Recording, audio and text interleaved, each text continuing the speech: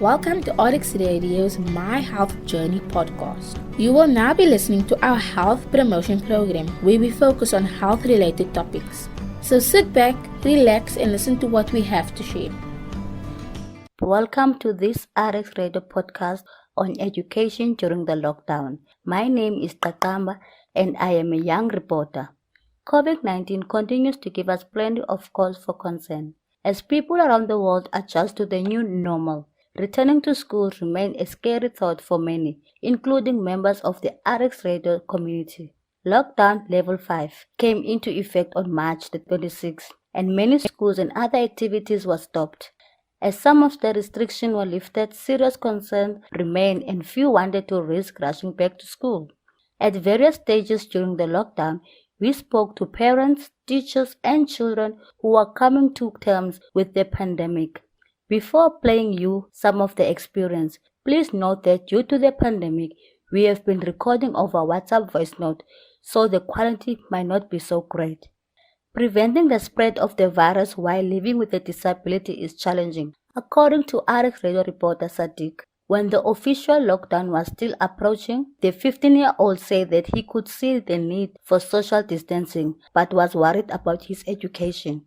As a teacher, his mother, Sadika, expressed similar concerns, adding that many underprivileged learners in particular would struggle with distance learning. The lockdown has a great effect on my life as I can't go to school, go to all the radio where I love to be, and go to the malls where I like to interact with people. As I'm wheelchair bound, I can't wash my hands very often, but my family is very helpful.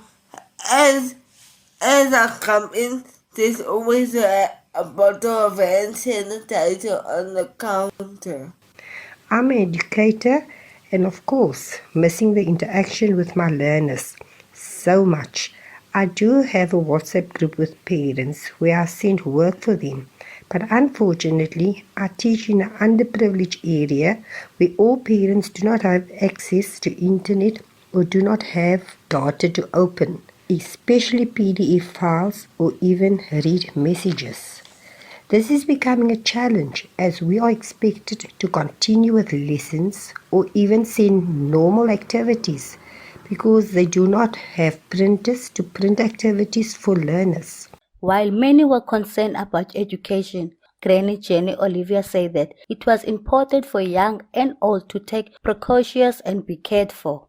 Shortly before the first lockdown restrictions were lifted in May, she admitted that looking after a mother with dementia while catering for the differing needs of her 12-year-old granddaughter Hannah and Emily have not been easy. It's difficult because we're not teachers and we have to fit two different types of teaching into a day at the same time and both kids demand the same kind of attention, but they react differently if their needs can't be seen to.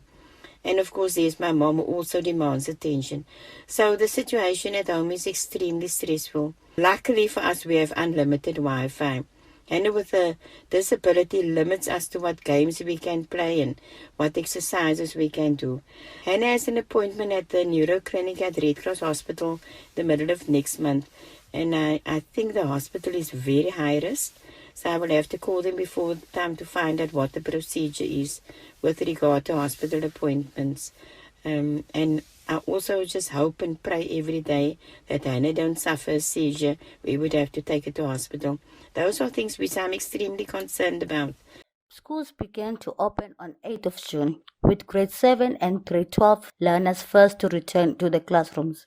Eastern Cape Matric student Zitwengile was due to complete her school at St. James High this year, but said that the risk of potentially catching the coronavirus was not worth the reward of receiving the senior certificate on time.